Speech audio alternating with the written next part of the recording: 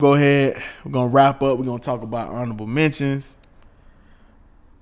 This month, my man Nas dropped his third album, I Am, which went on to be number one and certified double platinum by the RIAA.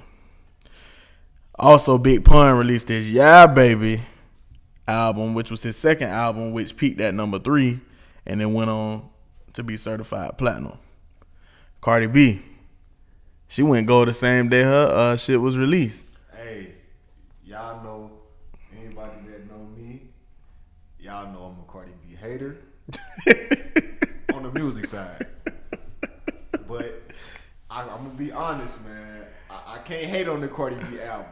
I can't even hate on it. Like, shoot. What's your favorite track on there so far? I wouldn't say it's my favorite. One of the tracks that stood out to me, I did like the track with her and SZA. I can't think of the name of it. I like the track with her and YG.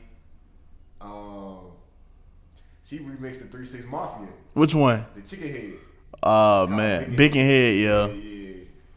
That was cool. But like I said, I was thoroughly impressed. Like I like the song she got with Chance the Rapper too. So I mean, I ain't mad at it. I think she can spit. A lot of people don't think she can spit, and a lot of people don't give her credit. You know what I mean? Like a lot of people trying to say, "Oh, it's the stream error, this, that, and the third." But I mean, think about it. With sports, everything like. There was a time where, sacks wasn't calculated. A lot of people would have got more sacks, but you got to also understand, like, things evolve. Yeah. People not buying albums no more, so, of course, they have to, accommodate that with streams. That's a super loophole, though, because she basically, from my understanding, she got that gold status basically from 2 singles. Yeah, I mean, off the Bodak Yellow, that went crazy. Yeah. That was 5 times platinum. And then the Bartier Cardi, whatever that did, you feel me? Yeah, but I'm not against it. I'm not against it because I just got to a point where I'm thinking like, damn, like it's some people actually making some dope music, and we come into, and you got to understand, bro. Like if they wouldn't have counted these streams, we was finna jump into an era where basically nobody's albums was gonna be certified. True. It's just motherfuckers was just gonna get, the backing from these labels, and that's it. But you go to countries like the UK and shit, you can sell 200,000 albums and you certified platinum in the UK. 100,000 albums, you certified gold. So it's really, us, with the millions and stuff like that. But I mean, like I said on the previous episode, Nelly said it best a long time ago. He said, if I was a rapper like Chief Keef, he said, I would not sign an album deal. He said, I would sign a deal just to do singles. Because Chief Keef can make singles. He can make millions of dollars off singles, but he cannot create a full project. But it's going to come into play now where basically you can have one hot-ass song on the album and you got 10 million streams off that one song, and you going platinum. And I think that's why a lot of people don't like her. But in my opinion, personally, I think she dope. I don't listen to her music like that, but I listen to a lot of shit that she featured on. And I mean, like, she slide. She slide on it. I mean, it's not to take away, from other great rappers like Jean Grey.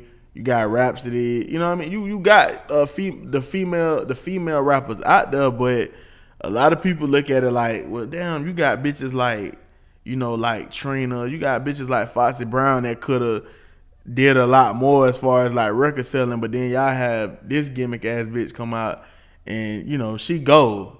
You know what I mean? Like, she the greatest thing since hip hop. I mean, you got to go with the times. I mean, she went gold same day her shit came out. I mean, that's just what it is. No, that was the same thing, because Drake did the same thing on his last album with the the Hotline Bling went crazy. Uh-huh. And I think he was that on the album though? He was on the views from the 6. Damn. And I think when his album dropped, I want to say he was platinum when he dropped, and it was all from that, because he had the Hotline Bling and then the One Dance, and both of them singles was going crazy. And he marketed himself real good, like he built up that anticipation. And then the shit he just dropped. And God's Plan probably won't even make the album for real. You don't think so? It probably won't. I mean, unless the label actually asks for it to be on there, I don't think, I think a lot of times with his singles, he makes so much great music.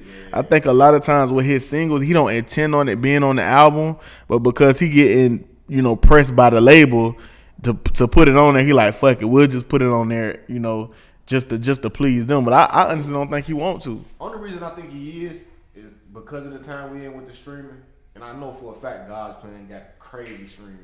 Because I think they even when they count streams, I think they count video streams like from YouTube. That's crazy. You know, God's Plan video went crazy, so I can see. I think he'll put it on there for that purpose because it's like, shoot, if these streams count towards my album sale, and he can have a platinum album per se off one song, why not? But I like I said, I'm fucking with it. I'm fucking with it. But and a lot of people, I wish Kim was here because a lot of people are saying it's more so the old head rappers or the old school people that's upset about it. But they're not adapting. You know what I'm saying? Like Boosie was saying in the interview with Vlad TV, he was saying like, you know, instead of y'all knocking these people, you know, try to get with their campaign, even if you're not necessarily rocking with, you know, how they making their music. You know, do it to a point to your liking so that you can continue to feed your family or you can feed your family. Because it ain't no excuse. If you got E40 done been in the game for over 30 years, E40 is still getting gold and platinum plaques. You know what I'm saying? Under the radar. A lot of people don't know that. He got, independently. He hopped on the song with the Big Sean.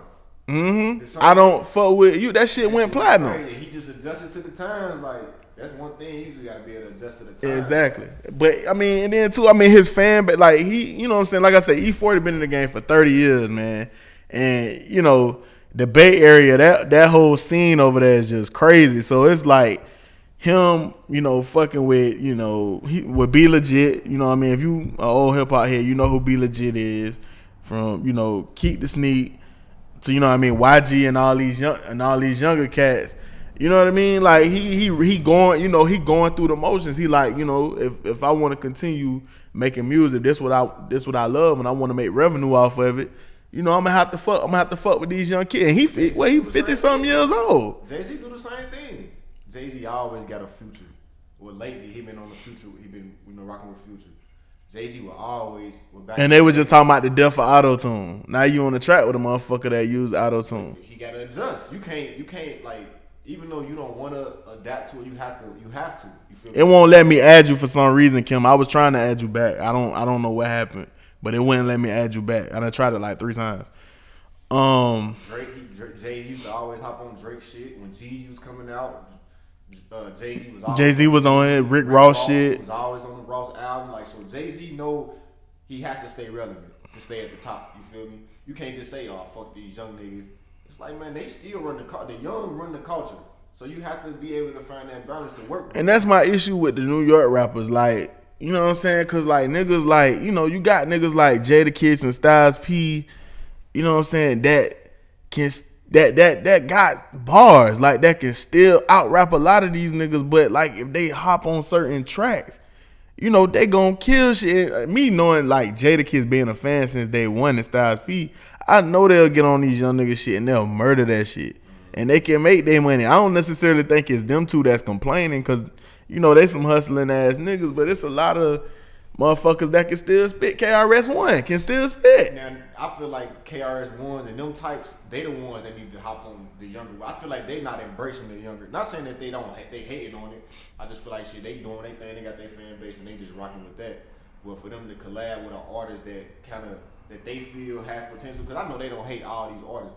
Even if they collab with like a Joey Badass, you feel me? They still bridging that gap. The young people, Joey Badass, like what, 21, 22? He got a young fan base. KRS-One got this older fan base, and if they work together, they bridge the gap. The thing about like Jada and them, I think they work with the young people, but I think they stick with New York because they work with like the Don Q's, the A Boogies, and Dave East, and all them cats. But I think they just really need to get out of New York.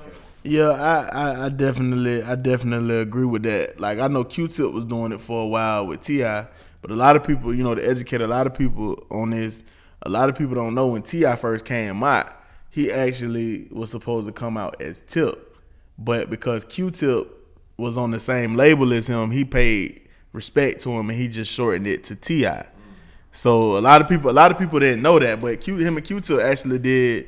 I want to say they did. I know they did. Why You Want to Do That together, but I want to say they did one more song with each other too, on the remix. Oh, okay. He was on the remix, but that hook was actually from that Tribe Called Quest song "Find My Way." When he was like, "Why you want to go and do that, love?" A lot of people don't know that though. You know what I'm saying? So yeah, man. I mean, old gotta embrace the new, man. And I mean, a lot of rappers made a good point. Like, if I, like Boosie said it, he said, if I fuck with NBA YoungBoy, even though we both from Louisiana, you know what I'm saying? If I, cause a lot of mainstream people, like he said, he don't even perform "Wipe Me Down," which really wasn't his single. He don't perform it for his fan base. He perform it for the mainstream fan base. You know what I mean? He said because 9 times out of 10, a real Boosie fan is gonna name a whole nother song, and they not gonna name "Wipe Me Down," but they understand I did that for the mainstream. And he was just basically saying, like, for me now to be in the position that I'm in, for me to go fuck with an NBA YoungBoy, you know what I'm saying? Not only do I have my fans, going to listen to NBA YoungBoy, but I got the younger crowd that's listening to NBA YoungBoy coming to fuck with me. You know what I'm saying? And he said that's just the type of mindset that a lot of these old school rappers got to have. And only a few of them get it. Like you say, Jay-Z, I said E40. And Jay-Z been doing it. Yeah, absolutely. South, you feel me? Even with the Master P, make him say, or the no, that was Dipset on Bout About It. They remade it on one of the. Jay-Z hopped on Bout About It too. I think he might have on the original, like the remix in the 90s, but I know Dipset actually remade it. They made the part 3 and Master P hopped on that shit. Yeah. So even UGK, him coming down with Big Pep in it. Mm-hmm. So and UGK got robbed on that shit. A lot of people don't know.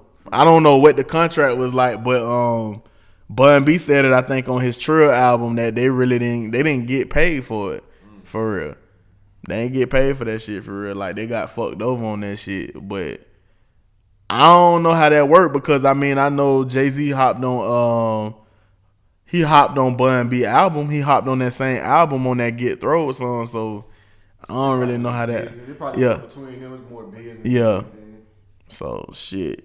I mean, that's it's crazy how we were talking about honorable mentions and we got to talking about that.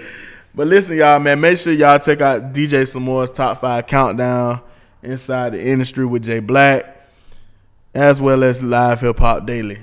This is your boy GT, and I'm here with Jay Black. Y'all have a good night.